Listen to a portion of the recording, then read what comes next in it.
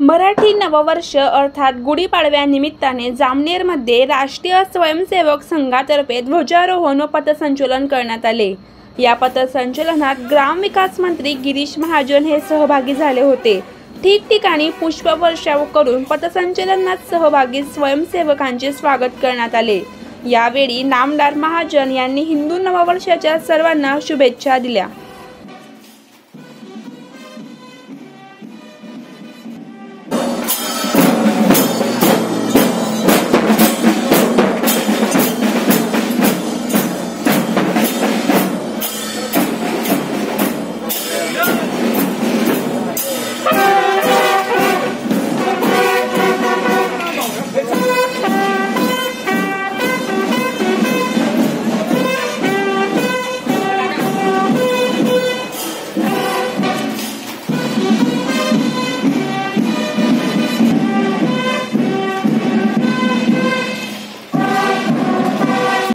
आज हिंदू धर्म हिंदू संस्कृतीनुसार चैत्र शुद्ध प्रतिपदा गुढीपाडवा या निमित्ताने नवीन वर्षाची सुरुवात आपण या ठिकाणी आज करतो आणि त्यामुळे सर्वदूर राज्यभर देशभर उत्साहाचं वातावरण या ठिकाणी आहे। आणि आज जामनेर शहरात सुद्धा आम्ही या ठिकाणी सालाबदाप्रमाणे ध्वजारोहण या ठिकाणी केलं, गुढी उभारली आणि सकाळी संचलन असतं। मला वाटतं मला जेव्हापासून आठवतं अगदी मी बाल स्वयंसेवक होतो तेव्हापासून प्रत्येक संचलनाला आवर्जून मी या ठिकाणी हजर असतो। पूर्ण शहराला 3 किलोमीटरचा मार्गक्रमण करून या ठिकाणी संचलन या ठिकाणी सुरू असतं। चांगला घोष आमचा संघाचा या ठिकाणी आहे आणि अतिशय उत्साहामध्ये गुढीपाडवा हा सण आम्ही या ठिकाणी साजरा करत असतो आणि त्या निमित्ताने सर्वांना माझ्या मनापासून खूप खूप शुभेच्छा। भाऊ, राजकीय आज राज ठाकरे यांची शिवतीर्थ येथे सभा आहे, महायुतीत ते सहभागी होणार का किंवा लोकसभामध्ये लढणार काय? आता मी कसं काय सांगणार? आता राज ठाकरेंची सभा आहे आणि ते काय करणार हे मी कसं काय सांगणार? आता तेच आज जाहीर करतील। हो, आज नवीन वर्षाची काय संकल्पना केलेली आपण? नवीन वर्षाची काय संकल्पना केलेली आहे? नवीन वर्षाची संकल्पना आहे, तुम्हाला माहीत आहे देश किती गतीने पुढे चाललेला आहे। प्रभू रामचंद्र जवळपास 550 वर्ष वनवासात होते, ते मुक्त झालेले आहेत। अयोध्येला ते विराजमान झाले, एका भव्य दिव्य मंदिरामध्ये।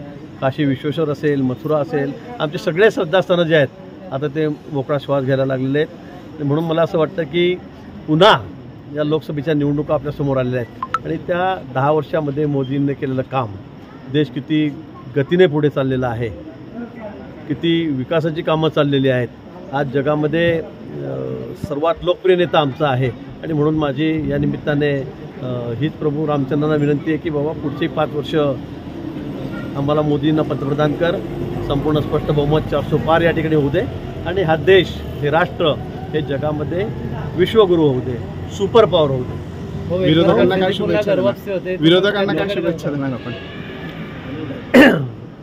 एकनाथ खडसेंची पुन्हा गर्वापसी होते भाजपात, त्याकडे तिथेच मला वाटलं विरोधक नाही, त्याबद्दल मला खडसेंच्या घरवापसीबद्दल मला कुठली माहिती नाही। त्यांनी सांगितलं की माझा खाली संपर्क नाही आहे, माझा डायरेक्ट वरती हॉटलाईन आहे, त्यांनाच माहिती आहे काय करतात। उद्धव ठाकरेंनी जर बापाचं प्रायश्चित केलं तर त्यांना मोदी भाजपमध्ये माहितीत घेतील असं किरीट सोमय्या बोलले, या संदर्भात काय सांगाल? मी त्या बाबतीमध्ये काय म्हणणार नाही, आता मोदींच्या मनामध्ये काय आहे ते सांगू शकतील, पण मी एक निश्चित सांगेल की उद्धवजींनी खूप मोठी चूक, त्यांच्या आयुष्यातली खूप मोठी चूक त्यांनी त्यावेळेलाच केली की त्यांनी ज्यावेळेला आमची साथ सोडून, भाजपची साथ सोडून ते काँग्रेस राष्ट्रवादीच्या मांडीवर जाऊन बसलेत। मला वाटतं ती एक चूक ते थोड्याशा खुर्चीच्या मोहापायी त्यांनी जी केली ती त्यांना पूर्ण आयुष्यभर आता म्हणजे त्यांना मनामध्ये राहणार, शल्य राहणार आहे। आणि मला वाटतं राजकीय त्यांची जी आज अवस्था झालेली आहे, ज्या परिस्थितीमध्ये आहे, मला वाटतं ती चूक केलेली त्यांनी ती अक्षम्य आहे आणि ती कधी झालेली चुकी न भरून निघणारी आहे। ते महायुतीत आले तर तुम्ही स्वागत कराल त्यांचं की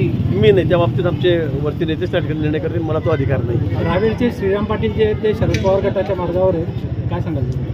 ठीक आहे ना, आता कुणी ना कुणी त्या ठिकाणी उभं राहील, उमेदवार तर राहील ना, बिनविरोध थोडं होणार आहे निवडणुकी, कुणी उभं राहावं। पण बघा, जळगाव जिल्हा हा भारतीय जनता पक्षाचा बालेकिल्ला आहे। मी सांगितलेलं आहे, रावेरची जागा असेल, जळगावची जागा असेल, आम्ही खूप मोठं म्हणजे आम्ही कदाचित राज्यामध्ये विक्रम करू अशी परिस्थिती आज या ठिकाणी आहे आणि मोठ्या मताधिक्याने आम्ही दोन्ही जागा, मी सांगितलं 5 लाखाच्या वर मताधिक्य आमचं दोन्ही जागेवर राहील।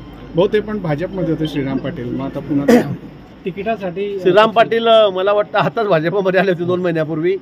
ते आधी कुठे होते मला माहीत नाही, काँग्रेस राष्ट्रवादीमध्ये ते मला वाटतं काही लोक असतात इकडे तिकडे त्यांचं चालू असतं, इकडे संधी मिळते का तिकडे मिळते का, त्यामुळे ते माझ्याकडे आलेले होते.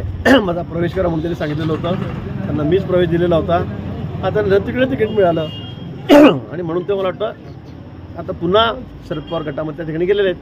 त्यांना आमच्या शुभेच्छा आहे उमेदवार घेत असतील तर. भाऊ काही दिवसापूर्वी तुम्ही बोलले होते भाऊ काही दिवसापूर्वी तुम्ही बोलले होते की खर्चांच्या मालमत्तेवर जो बोजा आहे त्याच्यामुळे त्यांच्या कुटुंबातल्या कुणालाच निवडणूक लढता येणार नाही. आता चंद्रकांत पाटलांनी पण याचिका दाखल केलेली आहे हायकोर्टामध्ये. त्या हायकोर्टाच्या याचिकेनुसार त्यांच्या सर्व कुटुंबियांना नोटीस बजावण्यात आलेली आहे. काय सांगाल? नाही, या बाबतीमध्ये मला कुठली माहिती माझ्याकडे नाही, काय चाललंय काय नाही. तो विषय आता मला असं वाटतं की न्यायप्रविष्ट झालेला आहे. मी आता वर्तमानपत्रात वाचला, सोशल मीडियावरही बघितलं, पण तो विषय आता न्यायप्रविष्ट झालेला आहे. आता कोर्टच त्या बाबतीमध्ये निर्णय देईल. संजय राऊत म्हणतात की महाराष्ट्राच्या राजकारणामध्ये 3.5 शहाणे दिसत आहेत. हे 3.5 शहाणे सांगतात की 48पेक्षा जास्त जागा जिंकू आम्ही महाराष्ट्रात. आज जवळ शहाणे आहेत संजय राऊत म्हणतात. सोडून दे